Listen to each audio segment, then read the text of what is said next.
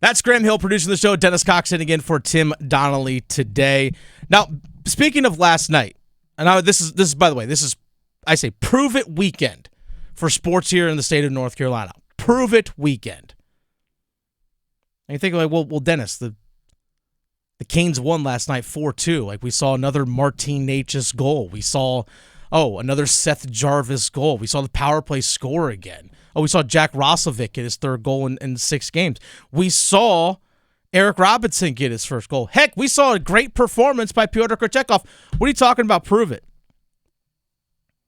Don't worry, I'll tell you here in a second. But let's call it what it is, though. Canes are a good hockey team. I know there are a lot of questions going into the season about the Carolina Hurricanes because, obviously, Jake Gensel, no longer with the team.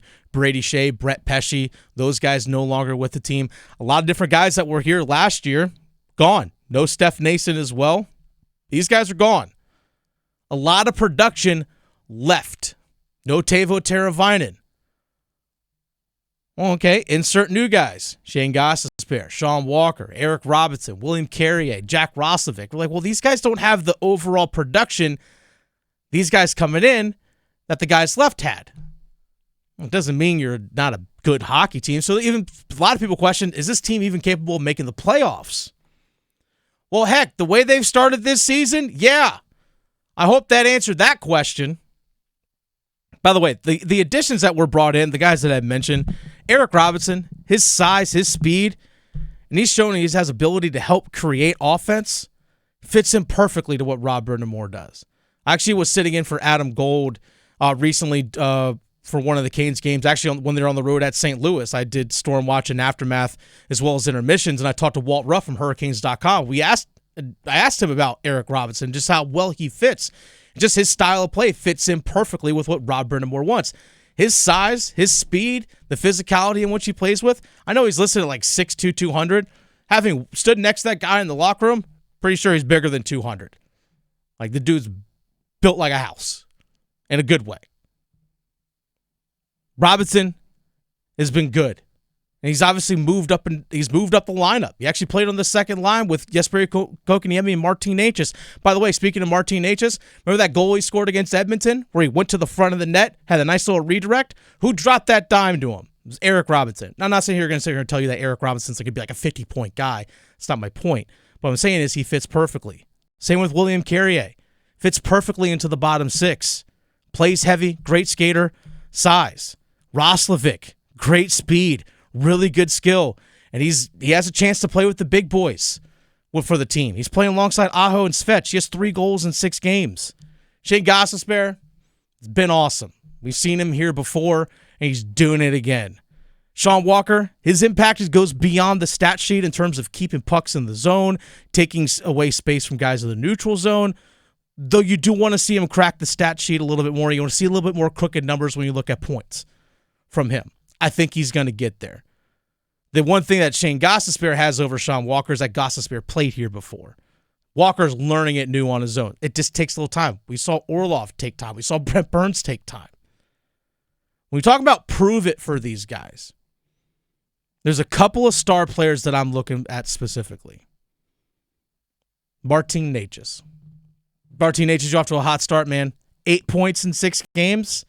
Another goal last night. The guy's been playing awesome. My question for you is, Martin Necas, is this a hot stretch or is this who you are now? That's the big question. This is where the prove it comes in. Is it a hot stretch or is this who you are?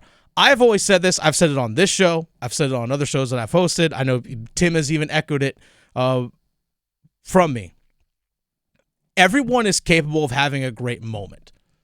That moment could be a great game, a great play, or even just like a hot stretch. I call those, it's a moment in the course of, again, it's all relative. 6 games over the course of a season, that's of an 82-game season, that's a moment for me. In a single game, someone might have a really great game. That's just a moment. Is that who you are, or is it just a great little stretch? So this stretch that Martin Necas is on right now, from a point production, has been amazing. But here's the thing that really has stood out about Martin Necas. He's committed to playing defense, which is the one thing that Rob brind'amour has wanted him to do. Commit on the defensive end of the ice, and you'll be rewarded on the offensive end. Martin Necas is the fastest guy on the ice anytime he's out there. They literally put up a graphic last night during the TV broadcast of top speed of guys hit in the NHL this season, and he had like the 5th fastest top speed of anyone in the league. So yeah, there's no excuse that you should get beat down the ice when you got a back check. No excuse. You're literally the fastest guy out there. And he's committed on the defensive end, which is the big thing that has hung him up. That's the reason why he's been moved down to the lineup in the past. Gosh, there were stretches last season where he was put on the 4th line. Is this who you are now? Or is it just a good moment? I hope it's the former, not the latter. I hope this is who he is now, because guess what? After this season, he's eligible for a contract extension again after this year. I know he signed a 2-year deal, but you can sign a contract extension when you have 1 year left on your deal. So for him, if he wants to really hit big, whether with the Canes or if the Canes flip him and, because they get something big in return, they can't agree to a contract or something, yeah, this is a big prove-it year for him. The other one's Andrei Svechnikov. We know the dude's talent. He's actually played pretty well. Like, the guy's had a pretty good season so far, but 1 goal in 6 games. He's missed out on some good opportunities, though. Exactly. The guy has played too many good shifts. I was actually just talking with Adam Gold, who hosts the Adam Gold Show from noon to 3 here on The Fan. As I was coming into the studio, he was stepping out, a little line change. And we were just asking about Svech, and we're just talking about him. He's like, yeah, the guy's played too well to only have 1 goal and 4 assists. That's the thing. He has to finish more of these opportunities that he's had. We know his talent. He has to prove that he can stay healthy. That's the biggest thing. He has to play 80-plus games.